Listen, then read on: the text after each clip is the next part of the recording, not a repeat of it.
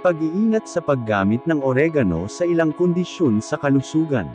Ang halamang oregano ay kilala sa mga benepisyo nito sa kalusugan, kabilang ang mga anti-inflammatory, antioxidant, at antimicrobial properties. Subalit, hindi ito angkop gamitin sa lahat ng pagkakataon. May mga kondisyon kung saan ang paggamit ng oregano ay maaaring magdulot ng komplikasyon. Narito ang ilang sitwasyon at kondisyon kung saan hindi inirerekomenda ang paggamit ng oregano. 1. Pagbubuntis at pagpapasuso. Sa panahon ng pagbubuntis, ang katawan ng ina ay dumadaan sa maraming pagbabago at sensitibo sa iba't ibang sangkap. Ang paggamit ng oregano sa mataas na dosis ay maaaring magdulot ng mga komplikasyon tulad ng pagkalaglag. Bagamat may mga benepisyong pangkalusugan ng oregano, mas mabuting umiwas muna upang hindi malagay sa panganib ang kalusugan ng ina at ng sanggol. Sa pagpapasuso naman, hindi rin malinaw ang epekto ng oregano sa sanggol, kaya't mas mabuting umiwas o kumonsulta muna sa doktor. 2. Allergies. Ang mga taong may allergy sa mga halaman sa pamilya ng Lamiaceae, kung saan kabilang ang mint, basil, lavender, marjoram, at sage, ay maaaring magkaroon din ng allergy sa oregano. Ang mga sintomas ng allergic reaction ay maaaring kasama ang pangangati, pamamaga, at hirap sa paghinga.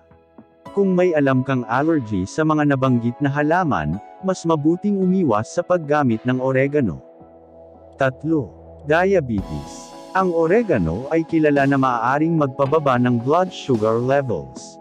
Para sa mga taong may diabetes na umiinom ng mga gamot na nagpapababa ng blood sugar, ang kombinasyon ng oregano at mga gamot na ito ay maaaring magdulot ng hypoglycemia, o labis na pagbaba ng blood sugar.